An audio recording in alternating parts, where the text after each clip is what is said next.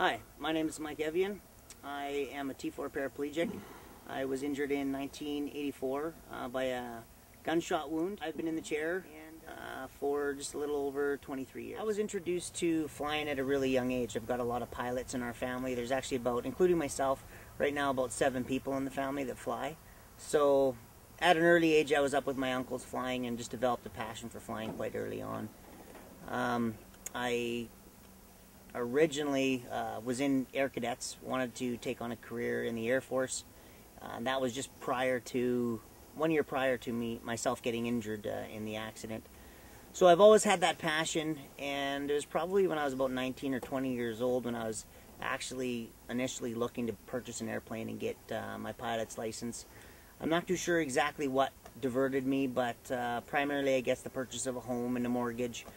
So it was about 9 years or so after that, not till I was about 30 years old or so, that I got re-inspired, I guess, to get my act in gear. I purchased the plane, went out, got the hand controls for it, did all my training in this aircraft here, and it was primarily my cousin that lives here, and he flies as well, that got me back up flying again when I was about 28, 29, and that kind of gave me that inspiration to say, I mean, if I'm going to do it, I'm going to do it now, otherwise I'll never get it done. So.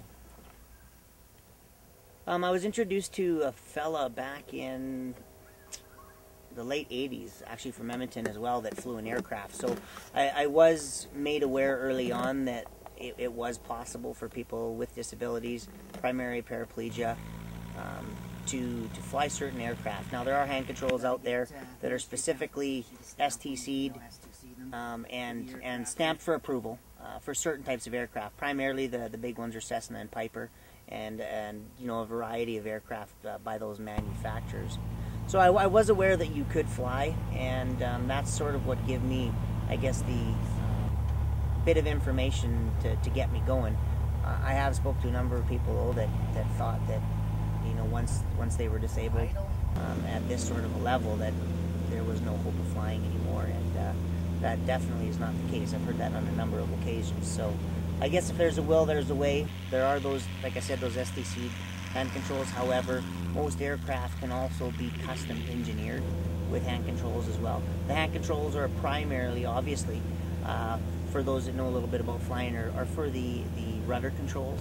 And some aircrafts have hand brakes, but the other application there as well is going to be for the separate wheel braking as well. So I have been flying now for just a little over 5 years. I took my flight lessons. I took my time, so it took about 2 to 3 years for me to get that completed, in between working and weather and opportunities to get out flying. So it's nothing that you really have to cram or get done in a short period of time. So you can really do that at your leisure. The area that we flew around here today was the area that I grew up in on the farm here. So when I was 14, we were living out on the farm when I was injured, and a big part of my upbringing was with all of my friends from high school, all the farm boys in the area, and they basically, accepted my disability for what it was, and I continued to do the things that I loved and that my friends loved, which was hunting and fishing and trapping and all those sorts of things, skidooing, quadding.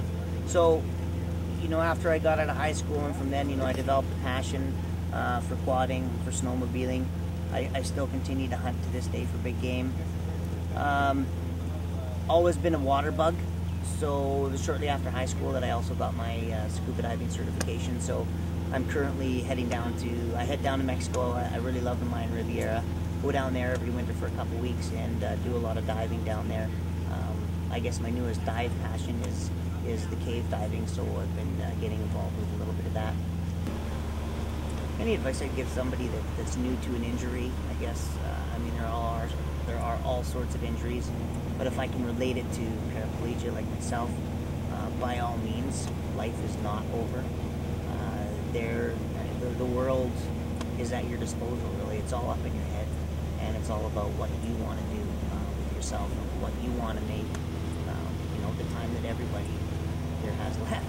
And I'm telling you, there's lots out there to discover, and there's nothing more exciting than getting out, pushing the envelope, getting outside of your comfort zone, and challenging yourself to climb more mountains.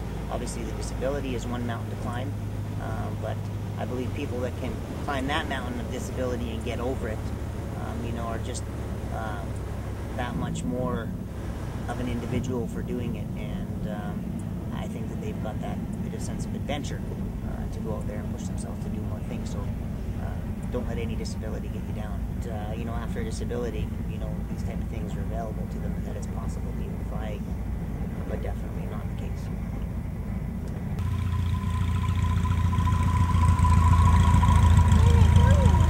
And that's it.